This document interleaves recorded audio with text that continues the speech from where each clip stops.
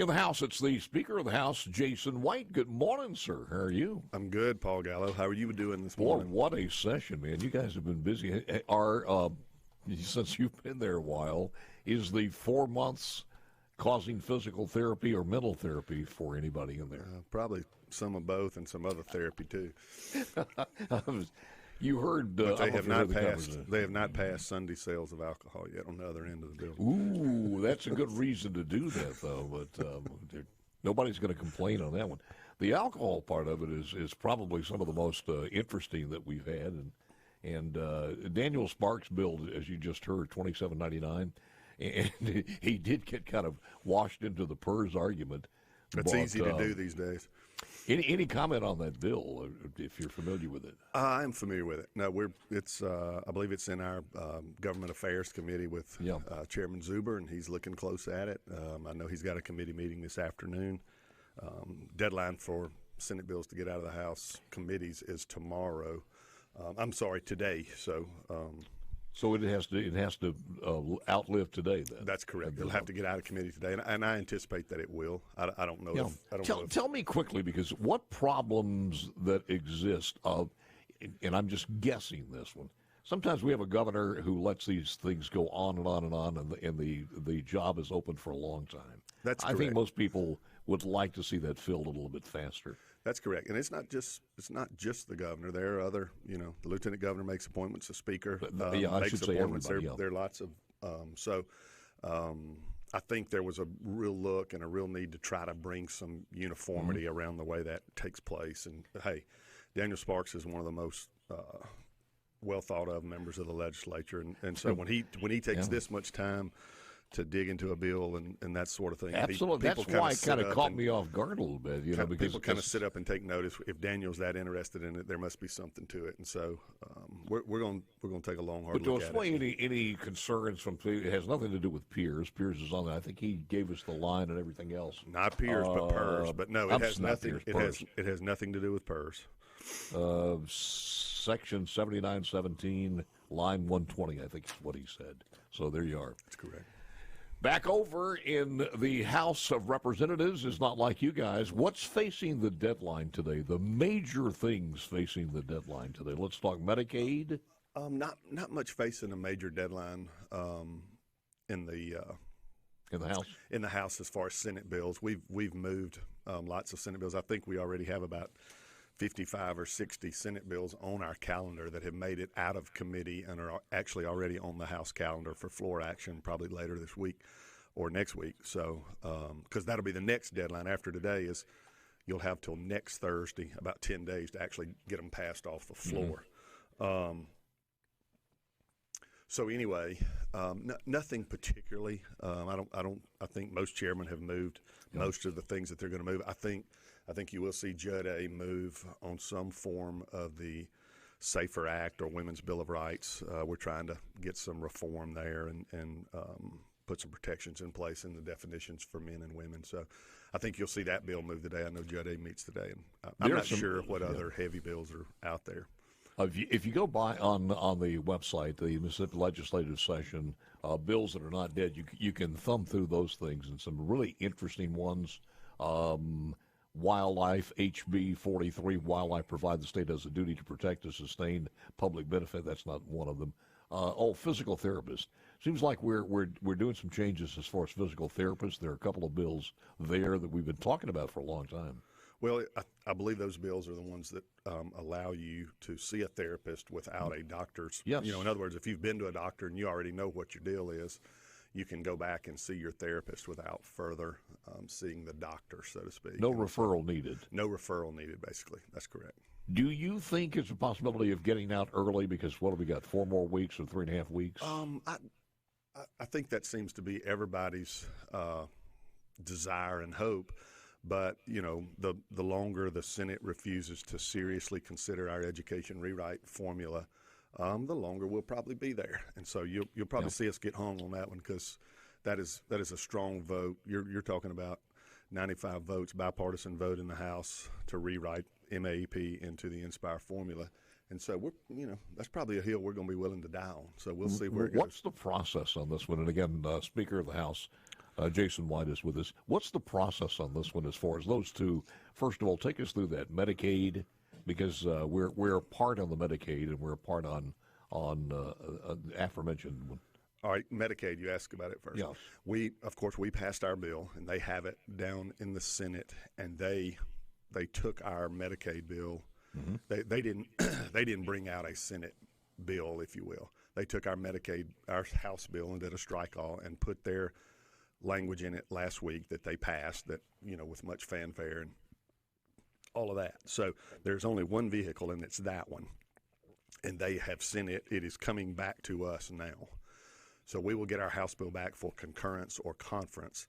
And so we'll look closely at that bill. I anticipate we would probably invite conference and see if we can find common ground with them.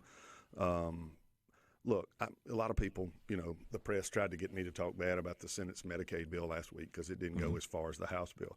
And here's what I'll say about that.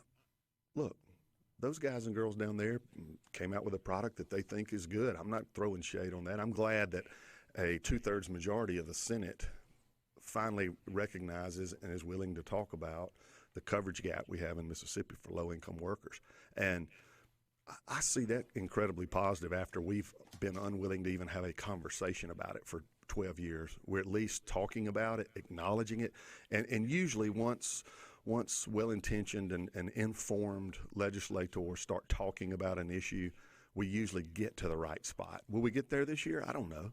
But we've moved the needle so far from just ignoring. It's like that thing at your house over in the corner that's broken, the appliance, and you just try to not look at it, Paul, and get through your day. That's how this has been for 12 years. We're like, we're not going to look over there. Well, we're finally looking over there and picking it up, and looking at it, and seeing what's broken about it, and seeing if there's a way we can fix it in a conservative red state like ours. And those politics are tricky. But our healthcare systems, providers, and patients, and folks paying high insurance premiums, all those people need some relief. And so we're trying to find a way to do that in the framework that's been thrust upon us by federal government that nobody here asked for, but we got it. And so we got to deal with it one way or another. So I'm incredibly encouraged by the fact that smart people in the Senate looked at the issue and found a way. Kevin Blackwell worked hard on that. So we'll take the differences and see where we get. Right. In the process that happens in conference, you hope to come out with some of your bill and some of their bill and the best of both in one bill. Maybe so. And another bill that's out there that hadn't gotten a lot of traction is our creation of a state insurance exchange. Right now, after the Affordable Care Act, we did not set up a state exchange. We just let the federal exchange kind of take root, and whatever happened. And as a result, we do have some products out there, and some folks have availed themselves to it. And while lots of people run around, babbling about Obamacare bad, Affordable Care Act bad, we availed ourselves to the features as it relates to those premiums and silver plans that are on the exchange. We just need a more robust exchange. So we're going to we have a bill out of our Ways and Means Committee that not only creates a state exchange, it allows for tax credits for businesses who are willing to provide some insurance on the exchange for their employees that they don't currently cover. We'll give you a state income tax credit against the monies you spend to give your employees that insurance. So we're working through that, and we're excited. I mean, that we could get 50,000 people covered that way. So we're excited about that as well. Was talking with my brother in broadcast, Gerard, yesterday, and just going over some of the numbers. The numbers are, you kind of glaze over by all the different numbers, but in some cases, the ACA, the Affordable Care Act, actually saved more money from the state than some of the Senate plans on some of the numbers. It's no doubt. It's no doubt, because to get the 90-10 match and to get the enhanced reimbursement on your overall plan, which they give you if you expand to the 138%, they also give you a 5% bump on your normal Medicaid population, which for us amounts to about $700 million. I want to ask you this when we come back, and let's go on and concentrate and clean up this one on the Medicaid. What are the deal breakers? Are there any deal breakers as far as in conference on the Medicaid? For instance, not term limits, but a work requirement. We'll talk about that. and lots more with the Speaker of the House, Jason White, when we return. Bill, now you're alone. Of wisdom. In the House, Jason White, Speaker, and again, we were talking about the Medicaid thing just to finish this up here. Are there any, if it does go to conference, any deal breakers in there where you as Speaker would just alert the House or the Senate that, look, if you put a mandatory requirement for CMS to do this before inactivation as far as work requirement, it's the deal breaker. Is anything like that in there going to be? No, I would say the only real deal breaker is if we can't get to a bill that doesn't cost the taxpayers of Mississippi a lot of money. So, our bill has a work requirement. In the event CMS would not approve the work requirement, we basically put the work requirement on the MCOs that would manage this population. Now, they couldn't kick somebody off for not working, but they could report back to us during the 4-year free period when it doesn't cost us a dime. And I remind people of that. The House plan for 4 years does not cost Mississippi $1. We actually make money. The federal government sends an additional $700 million over the first 2 years just to cover any incidentals that are out there. And our plan repeals in 4 years. So whether CMS approved the work requirement or not, it wouldn't cost us a dime, and you would have a 4-year set of data, and we would know who was working and who wasn't working, and we could either repeal the program, change the program. Hopefully we have a different president in the White House by then. We could probably do all sorts of creative things. So anyway, no real deal breakers. I think our Medicaid people will sit down with their Medicaid people with open minds and folks trying to get to the best place we can and see where we are. Where are you as far as the FPL is concerned? Because we were talking about 100%. Ours was at 138%. So if you don't go to 138%, you don't get the 90-10 match. And that's why I say, a deal breaker would be if we're going to do something that's going to cost us a pile of money. And if you stay at our normal reimbursement rate of 76, 77, 23, like a 3-to-1, and you don't, by only going to 99% of the federal poverty level, which is the Senate plan, the reimbursement is not as attractive to a poor state like Mississippi with so many unhealthy people. So, and hey, the bill starts running up pretty high pretty quick. So, but I'm not throwing shade on their plan because of that, because I'm glad they're finally in the room. We're all in the room talking about it, and so good things can happen when we do that. So we'll see where we get from a conservative. Is anybody narrowed down from the House and Senate where we could target how many enrollees we're talking about? No, somewhere between 50,000 and 200,000, Paul, depending on the plan that we would that we could do. And you hadn't mentioned it, but the governor plays a role in this too. In addition to his veto power on any bill, he also runs Medicaid through his executive director. And so, as uncomfortable as they are, he and I continue to talk on a weekly and sometimes multiple times a week on this issue and others. And so we're going to continue to talk. We're going to continue to talk through it and try to figure it out. I'm not asking you to give me any privileged information, but is there any give on his part saying, if you guys are going to do this, it certainly would be more acceptable if you would do this, whatever this is? No, sir. I don't want to mislead you. He's a hard no on any part of it. But I respect him for that. And look, the bill will be better because of his conservative stance on the legislation. Yeah. Now, mathematics is all on your desk and your podium as far as counting votes. You heard this yesterday, maybe from your colleague Philip Gunn, who was on, talking about maybe a couple of 3 votes away as far as veto proof. You have any idea where you stand on that? Yeah, we're well out. We're well above a veto proof vote. I mean, we had a dozen votes to spare. Problems in the Senate because it's tight down there. But again, if we could come out with something reasonable that didn't cost the taxpayers a bunch of money, it may be something that we can find some common ground on. Are we? Where do we stand as far as the CON, Certificate of Need? Those bills are alive and well. Some are specific to specific things where we are actually opening some areas up, and then when I say areas, I mean specific, places in healthcare, not geographic locations, but different areas, and then.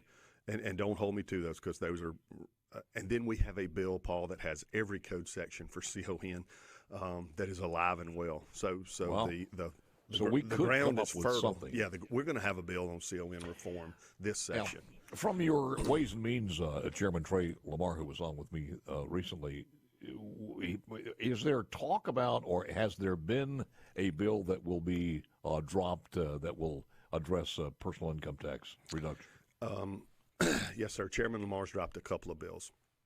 He did not advance those out of his committee, but those have started a very robust conversation that will probably lead to, you'll see a summer and a fall of, we'll probably do a public policy summit, if you will. Some of your folks, I hope you'll come down and cover it one day. We'll be there for a week, and we're going to talk specifically over the next 9 months about real tax reform in Mississippi that takes in every and all angles of the way we run state government, and it will center around that piece of legislation.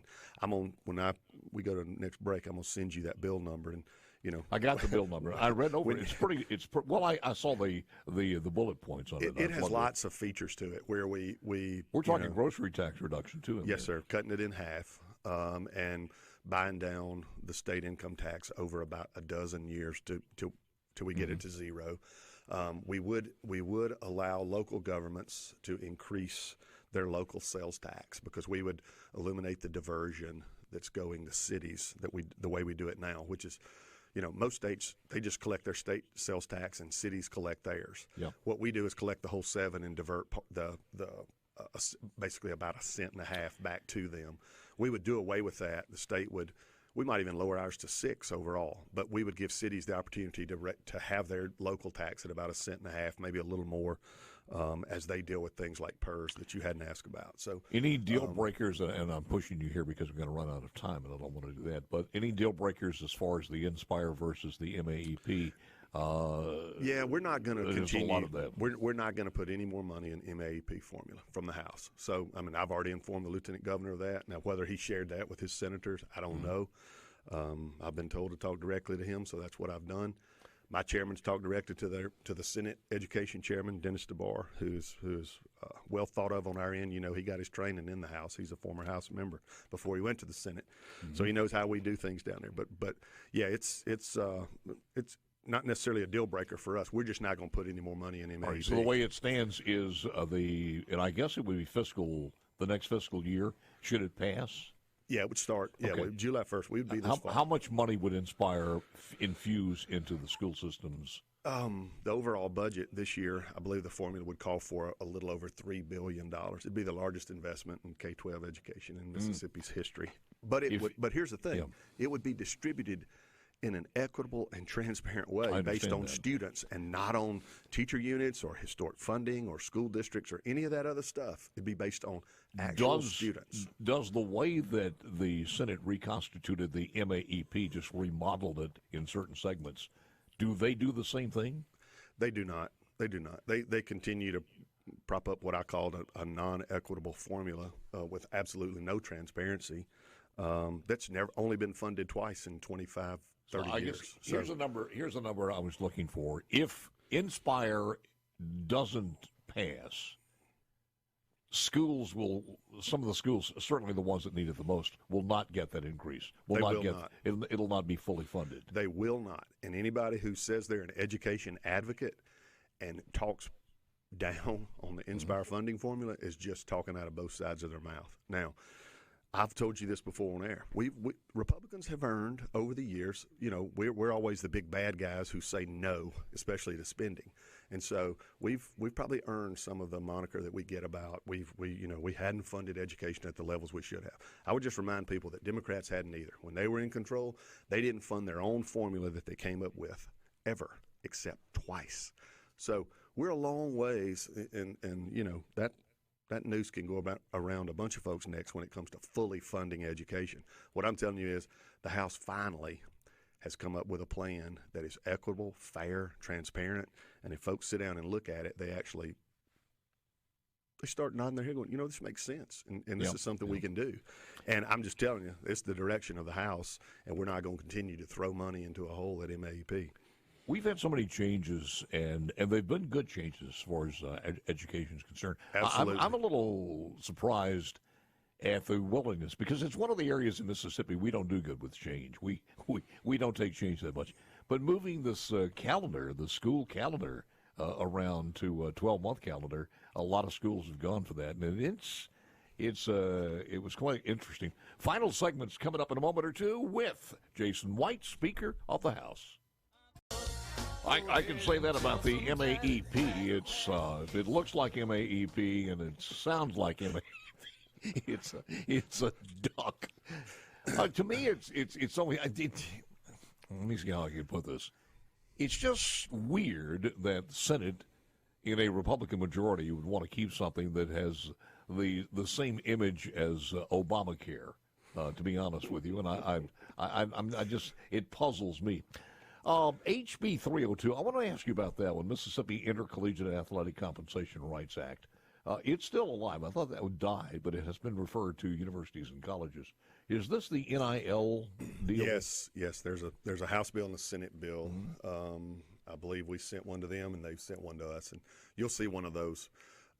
All of our universities are in agreement on that bill, and so you'll see one of those two moves. Just bring us in line with what the national trend is, I guess. As much as you can, considering that folks are all over the place, and states are trying to get a leg up on the way that they can deal with their athletes. Missouri, it may change by next year. So it may change by next year. We need, like some other things, we need a federal Congress to act on the issue and bring some uniformity, but they can't even get an Easter proclamation up there. So we're a long ways from getting any relief from that part of the world.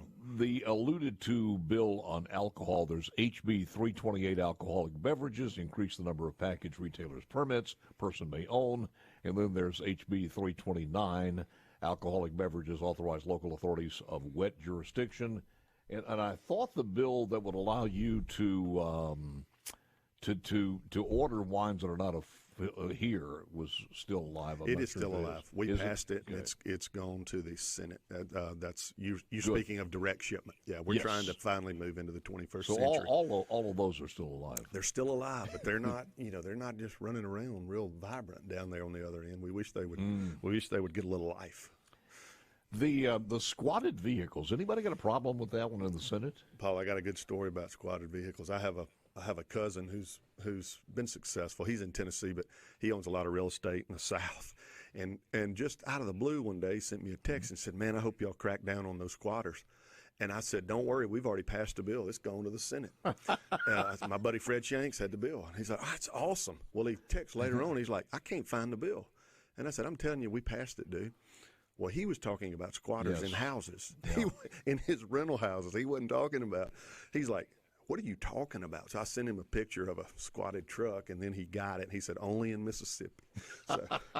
Well, just tell him, no, we were worried about it because we thought if we left our truck, some alien would get in it and take it over, but didn't have to make the payments. So anything else that you want to mention here before, because there's so much other stuff going on. It really is kind of remarkable that we have this many bills that are still alive. And I mean some bills with some pretty good bite marks in them. It is. Look, somebody termed the legislative session like a football game. It's a kickoff. It's a first half, and then it's halftime, and then it's second half. And we're you might say we've come out of halftime, and they say most games are won in the first 5 minutes of the third quarter, and that's probably where we are as far as. We're in the opening minutes of the third quarter as we take up Senate bills, in committee and on the floor. Not necessarily finance and revenue bills, but the general legislation, and they are doing the same for us. So you'll get a sense after this week of where maybe the session is headed, specifically on issues like PERS, like education funding, like Medicaid and health care. You'll start getting a real direction on those things specifically. I see where government structure has called a meeting for this afternoon, and so I'm looking forward to seeing what the Senate comes up with regards to the PERS legislation. That's the other big thing that's hanging out there. Absolutely. We talked about education and health care. That's the other big thing that's hanging out there. I think the governor has already signed the easy ones, HB 526, hunting with a pink vest, and HB 539, Medicaid, provide for presumptive eligibility for pregnant women. That was Missy McGee's bill. It's been approved by the governor, and I think a couple of other things, too. So, well, we will watch and see anything that will happen as far as, to be noted as far as the penitentiaries, the correction system. No. I know we got a couple of parole bills that are still alive. We've got a couple of parole bills that are still alive, a pilot program, and some other things with release programs and work programs for folks that are on the downslope of their sentences and that sort of thing. We'll see where we get with those. Becky Curry is our new chairman of corrections in the House, and let me tell you this. We get out of session and get into the summer, she is going to get to know Commissioner Kane very well. He's probably going to hate me. But Becky's going to be knocking on his door regular. Oh, and we're going, she will. We're She will. We're going to try to move the needle there over the next. If anything 12 causes months. his retirement, it might be Becky. No, we love the commissioner. We just want to know. make some improvements and help him as best we can.